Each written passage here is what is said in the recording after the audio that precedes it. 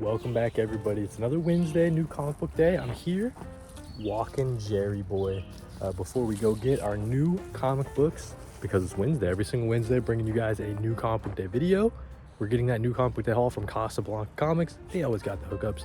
We're also doing comic book reviews for everything that came out for the week of July 2nd, last week, new comic book day. Got 8 reviews for you guys real quick. We also have a graphic novel haul from the city of Portland.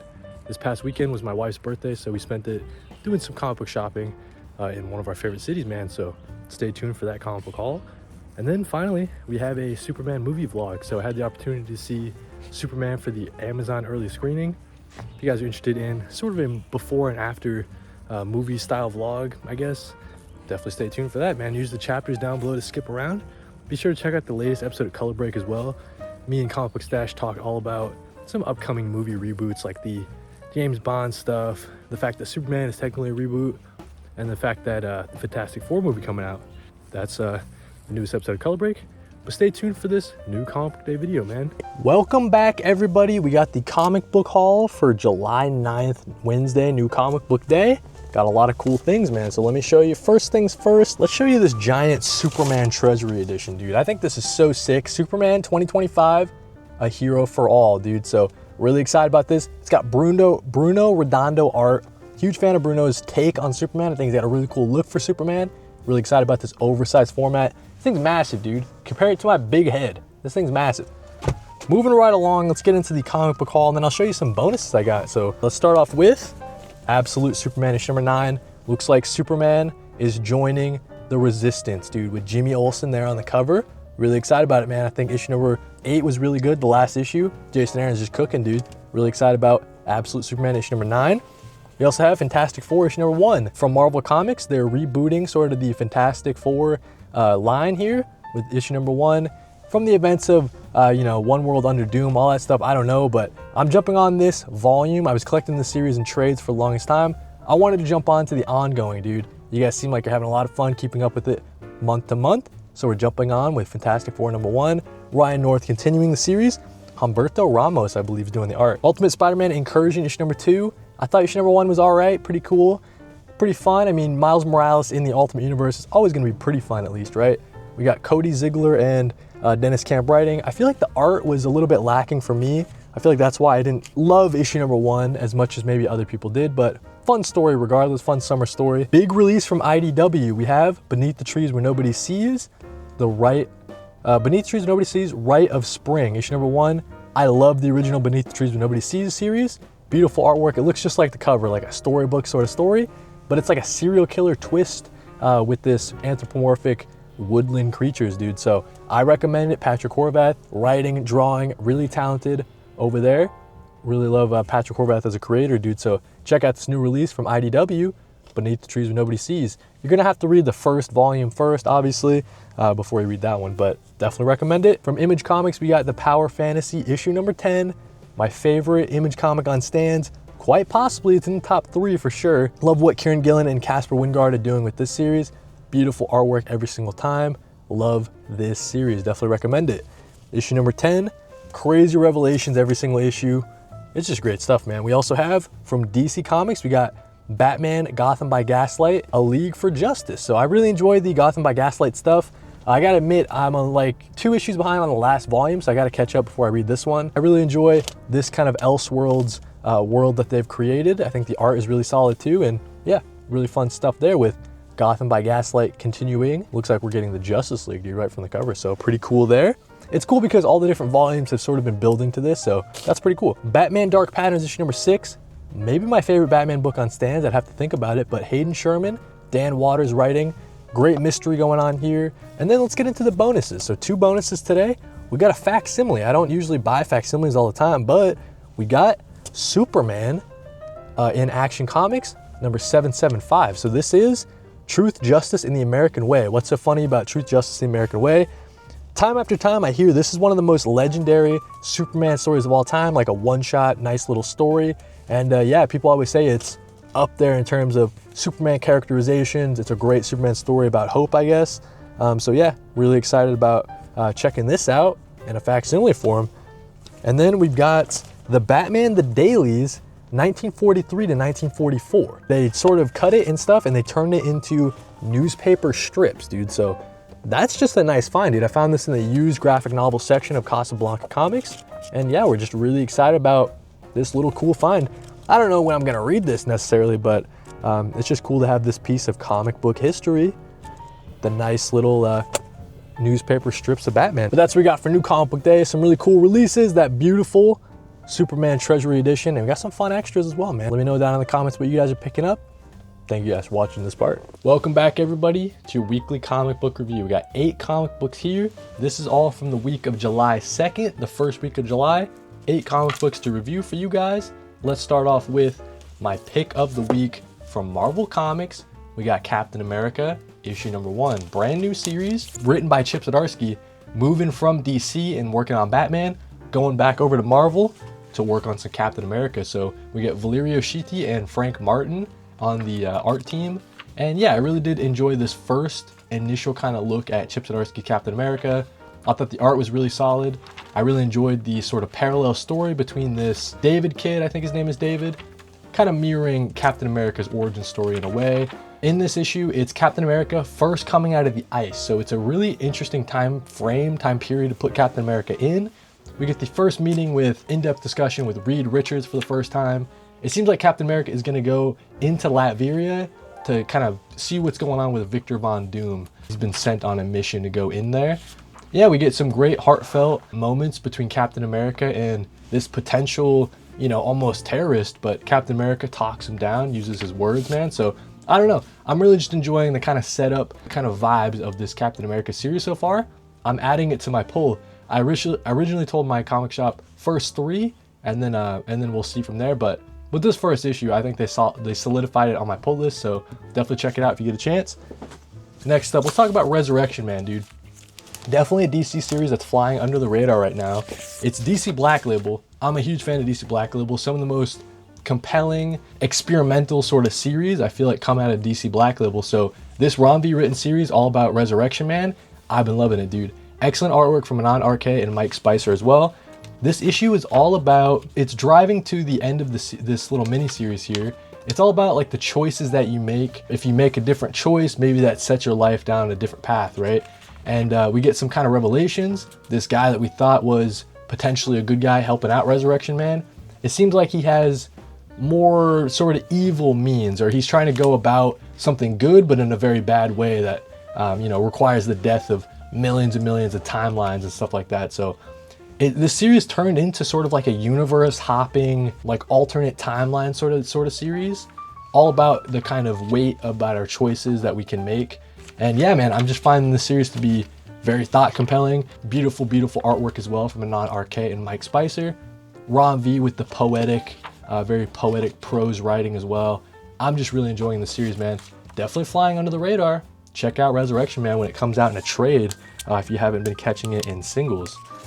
But yeah, that's been a great DC series. Let's talk about Ultimate Wolverine issue number 7. So this issue was excellent, man. I'm really loving what Chris Condon's doing in this series. We get Cappuccio back on the art. I believe he took a little bit of a break the last 2. And then we get Valenza sticking around for the coloring, I believe, right? So yeah, this issue was awesome. It's all about Logan is kind of dealing with the fact like, hey, I did all these bad things as the Winter Soldier.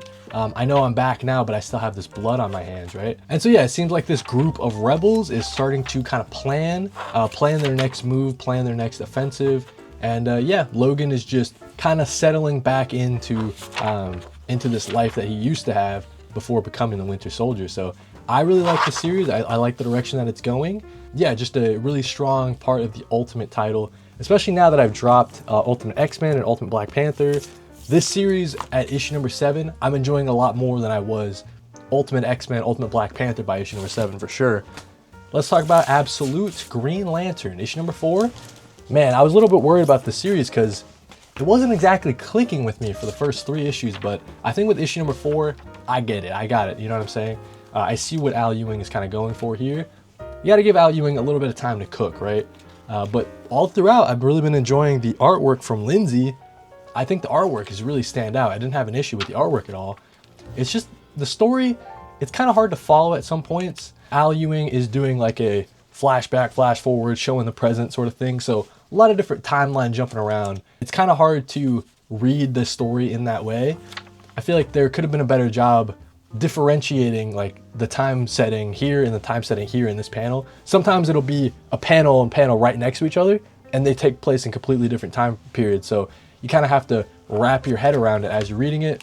Other series I feel like do a really better job of differentiating that so you can have an easier reading experience. I like the series so far. We're understanding what happened. Al Ewing is finally giving us that context that I was looking for. It's starting to pick up, really. It really is starting to pick up. So yeah, definitely check out Absolute Green Lantern. But if you do, give it a little bit of time to click with you, I guess. Compared to the other Absolute titles where they clicked almost immediately, this one is taking a little bit, but I think with issue number 4, they kind of solidified it. Let's talk about Plague House, dude. What an excellent finale to this Oni Press indie comic series. So this was all about, it's kind of a subversion of the haunted house sort of trope. So this kind of gives a reason to why haunted houses might be haunted. We get our protagonist, well, not really a protagonist, he's kind of an evil guy, but he's going on like a murder spree. This series has taken a real turn, right? That first issue, you really think it's just like a normal haunted house series, and it kind of diverts from that and it never looks back. But all throughout, man, I'm loving Dave Chisholm's artwork. It's just excellent. His paneling, the way everything kind of just flows together. To me, and I know that Dave Chisholm is like a music teacher and stuff like that, trumpet player. He writes as if it's like sheet music, or like the way he kind of flows and panels everything together, all the word boxes and stuff like that, the narration boxes, you kind of read it as if it's sheet music. Everything just flows so easily. And yeah, I really just appreciate Dave Chisholm when he's on the artwork, man. It's always some spectacular stuff. Really easy reading experience. And yeah, really skilled stuff as well. Some of these 2-panel spreads are really cool. So definitely check out Plague House.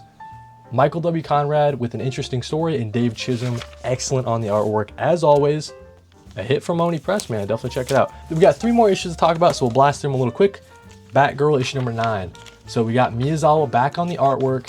This kind of solidified to me the importance of the last couple issues that I wasn't a fan of, to be honest with you, the Lady Shiva Year 1 stuff. But it gives kind of context, and it's like, hey, that stuff was important because of some of the revelations in this issue, I will say.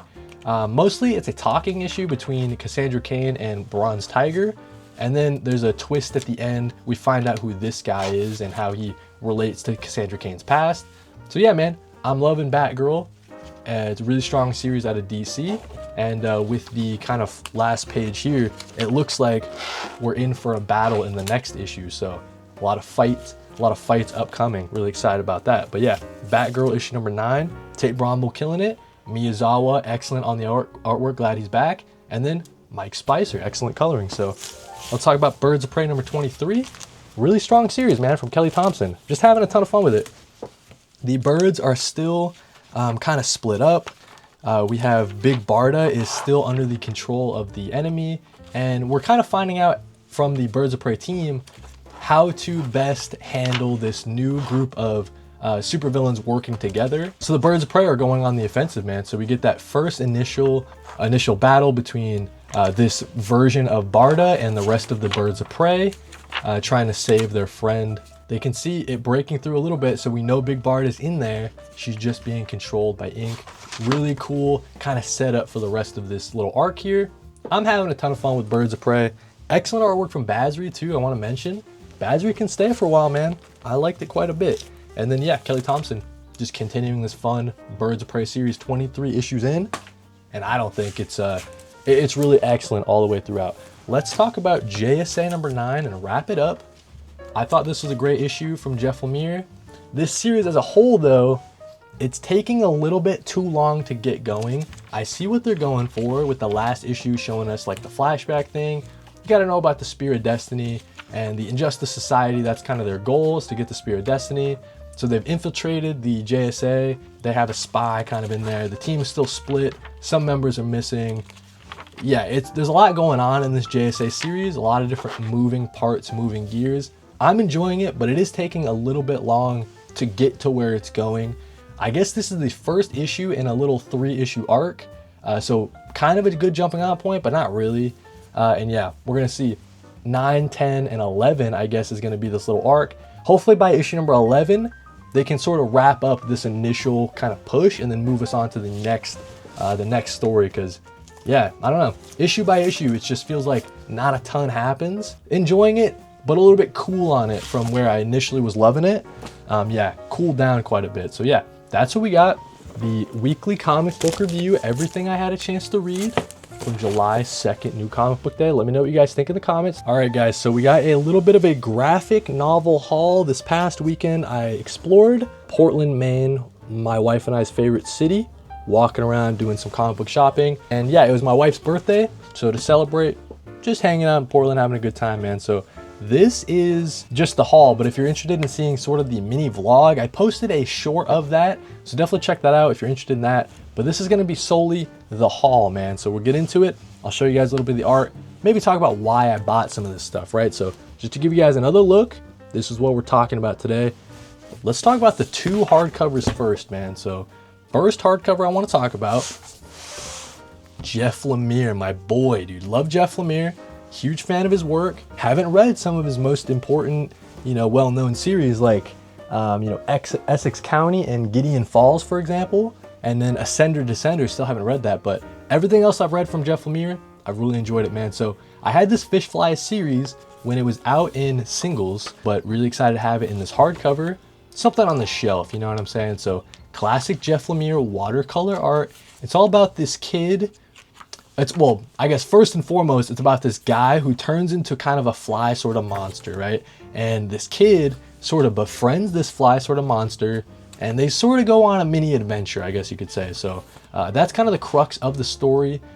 Some really, really beautiful artwork, like I was saying, from Jeff Lemire. It's his classic sort of style. If you've read a lot of Jeff Lemire stories, this is not going to look, not going to look too strange to you. But let me show you a good shot of the fly, because really cool. Yeah, so this is what we got going on. A little fly monster with this kid. Really, really cool stuff, man. So really excited to have this Jeff Lemire's Fish Fly series, deluxe edition from Image Comics. Yeah, huge fan of this format as well. So when I saw this on the shelf, it's an instant buy for me, dude. So Jeff Lemire Fish Flies, nice hardcover. Moving right along, the next hardcover, dude. I was really excited to see this. We got the Manhattan Project, Jonathan Hickman written series. This is deluxe edition number 1, I believe. It doesn't say the issues it includes. I believe it's a 2-volume deluxe edition set from Image Comics. I've heard nothing but good things about this series. I guess it's like, it deals with magic, right? So it's kind of like a subversion on the story that we know, I guess, and it involves magic. So Albert Einstein and all those dudes using magic, I guess. So really don't know what to expect from this series. I know it's early Jonathan Hickman. I've heard it's weird as hell, man, but I'm kind of down for it. And yeah, as someone who just finished East of West, I'm really loving Jonathan Hickman stuff, man. So East of West, obviously I did the Fantastic Four omnibuses volume number 1 and 2. I read the Avengers volume number 1 omnibus from Jonathan Hickman as well. Huge fan of Jonathan Hickman right now, man. So everything I've read from him, really, really enjoyable stuff. So I'm excited to look back and see more of Jonathan Hickman's early work, some of his indie work. And yeah, kind of an interesting setup for this series. I don't know too much, but I know that this hardcover is a little bit harder to find. And you guys correct me if I'm wrong, but I'm pretty sure it's a little bit harder to find, especially nowadays. I don't know if it's got a reprint in a long time, but I was excited to find this at Coast City Comics, man. So this was a good find on the shelf. Had to pick it up when I saw it. We've got 3 trades to talk about. Ed Brubaker, you guys know I'm a huge fan of Ed Brubaker. Sean Phillips, my heroes have always been junkies. So a little bit of a smaller sort of trade, but they have a crime and noir section at Coast City Comics. When I saw this in there, I knew I had to have it. It's about time, right? Because I'm trying to fill out my Ed Brubaker, Sean Phillips collection, and this novella, something I didn't have yet, trying to collect all their stuff and have it on the shelf, man. So classic Sean Phillips artwork here, probably colored by Jacob Phillips, you know what I'm saying? I guess I don't know that for sure. They probably have that. Yeah, colors by Jacob Phillips. But yeah, man, just really cool to finally have. My heroes have always been junkies. Looks like a little bit of a shorter sort of read, but from Ed Brubaker and Sean Phillips, the legends, man. We'll have to read this sometime soon. let me know, how would you guys rate My Heroes Have Always Been Junkies in terms of Ed Brubaker, Sean Phillips' other reads? I know this takes place in the criminal universe, I guess. And I guess, let me know in the comments. I don't know if this also includes material that's in another criminal deluxe edition. Let me know, or if this is kind of separate. But yeah, My Heroes Have Always Been Junkies. Excited to have it going on the shelf, man. So I guess it won the Will Eisner, whatever year that was. So that's cool. 2 more trades left. Let's talk about Kill Your Darling. So Parker, Sheridan, Quinn, and Hill. This series I've heard nothing but good things about. All the different pull quotes on the side. I mean, all these different legendary creators just speaking very highly of this series. I guess it's about a girl. Here, I'll read the solicit or whatever on the back. Rose loves nothing more than to play pretend in a magical land of her own creation. To her, that world is as real as her own. From her fluffy friends to the terrible evil that lurks in the center of it all. One night, the line between fantasy and reality will disappear. An ancient hunger will feed again, and Rose will be pulled into a gruesome saga that began centuries before her birth. So, seems kind of like a dreamland, a crazy sort of, maybe like a fantasy adjacent sort of world. And yeah, interesting sort of setup. I've heard nothing but good things about it. Parker and Sheridan are kind of on a heater right now. They have a couple of series coming up. Yeah, this writing duo, apparently this is a great debut from them. So yeah, Kill Your Darlings from Image Comics. Nice little graphic novel. One and done, which I'm a huge fan of. Just nice one and done story. And yeah, Kill Your Darlings. I got this one at Casablanca Comics. And then finally, last but not least, also from Casablanca, we got Clementine Book 3 from Tilly Walden.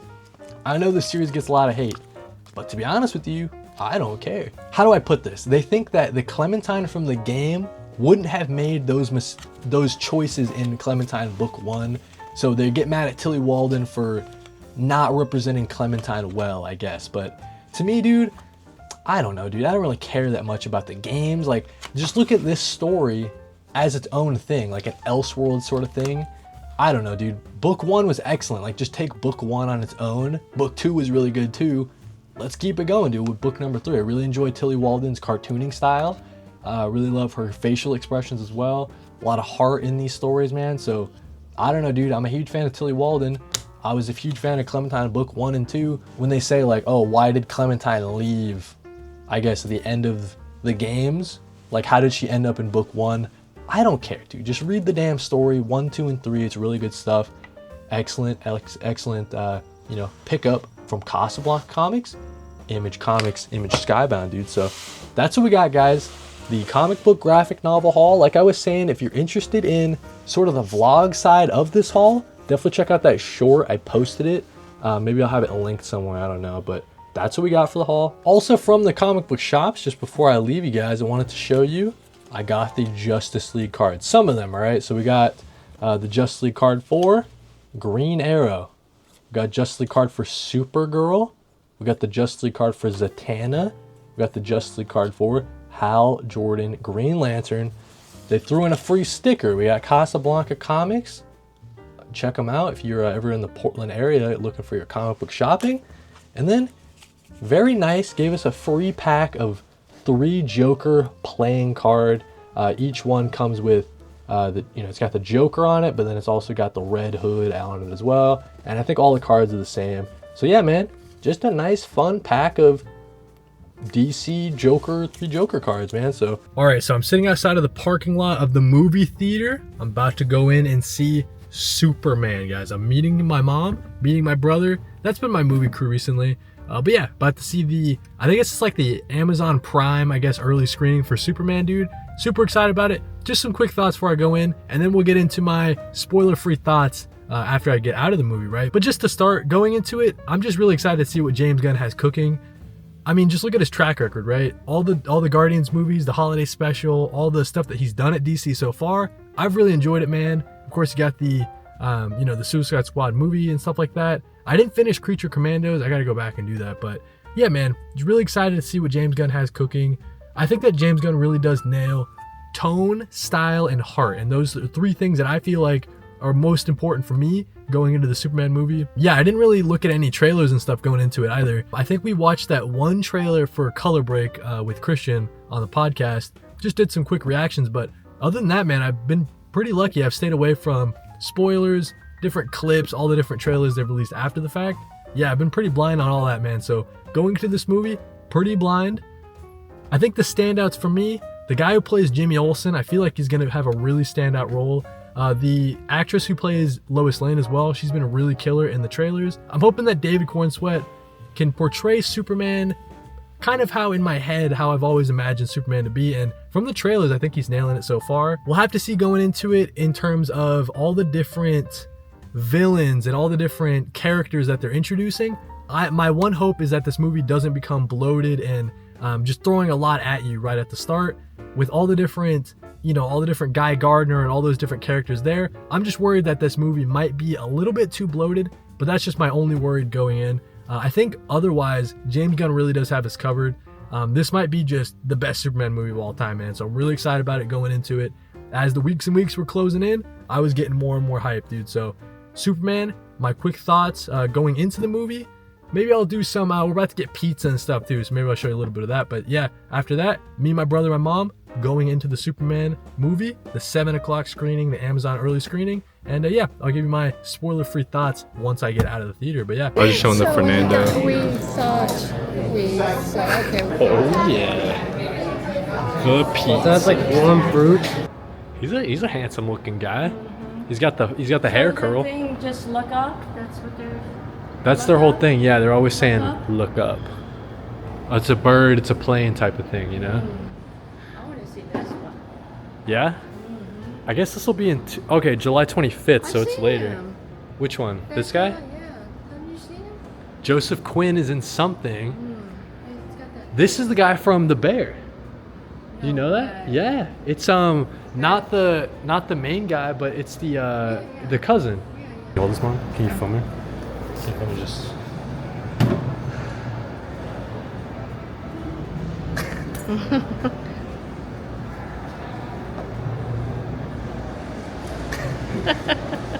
That's so crazy.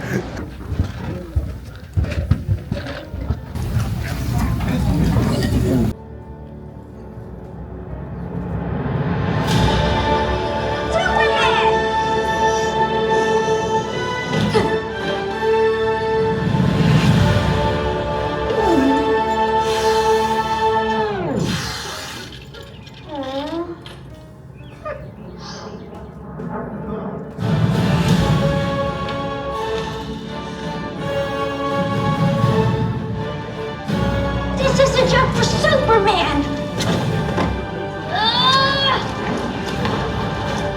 Bye, Joe. Whoa!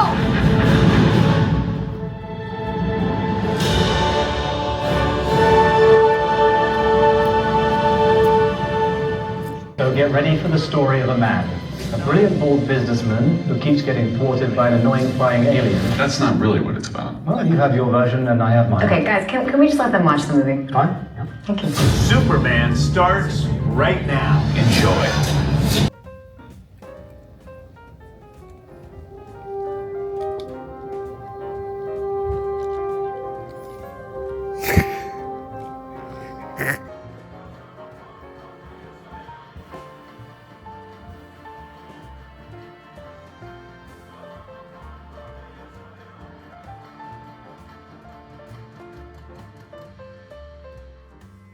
Alright guys, so just got out of the movie theater. Superman, the Amazon early screening. I saw the movie with my mom and my brother, and dude, we had a grand time, dude. What a blast, what a ton of fun. The perfect summer movie. These are my high level general thoughts, spoiler free, trying to be as spoiler free as possible for you guys. I know that's a little early and not everybody got a chance to see it.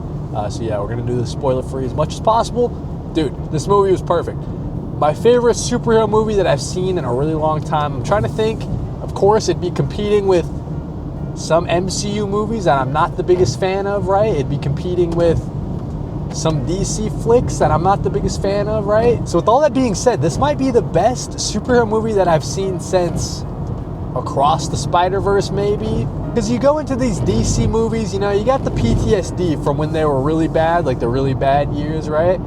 These MCU movies, it's not like PTSD, but coming out of them, it's like the rewatchability's not there, right? Like, I don't know when I'm going to rewatch Deadpool Wolverine. Probably never. I don't think I'm ever going to rewatch Thunderbolts, even though I kind of liked it, right?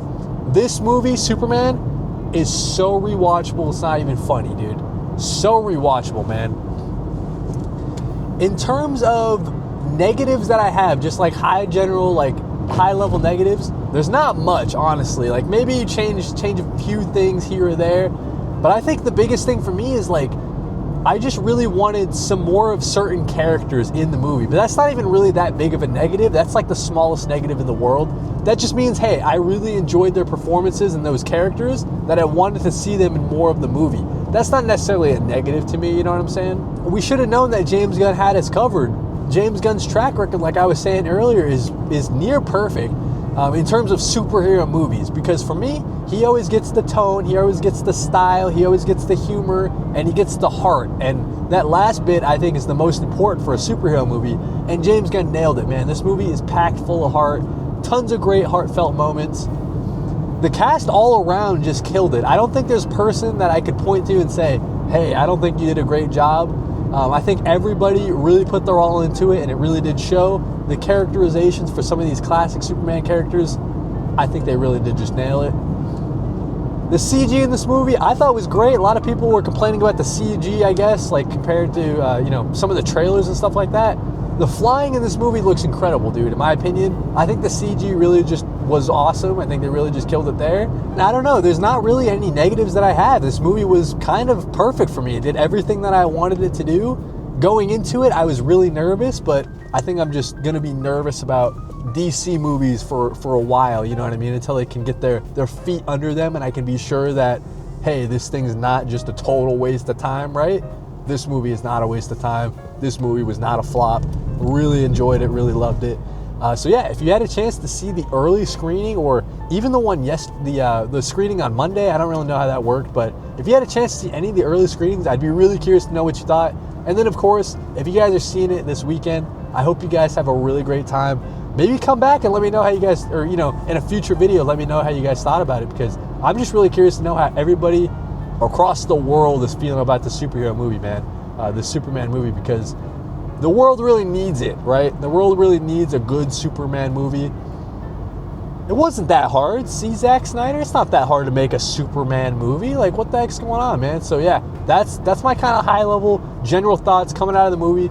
Can't wait to see it again and kind of form my second viewing thoughts after the fact. But yeah, man, really just loved it. Really recommend it, dude. So those are my thoughts on the Superman movie. Hope you guys enjoy it if you get a chance to see it. Go into it with an open mind, I guess, right? Go into it, maybe you're a little bit nervous, but I really do think that there's nothing to be worried about, man. I really do think that they just killed it. So let me know what you guys thought. Thank you guys for watching, and read more comics.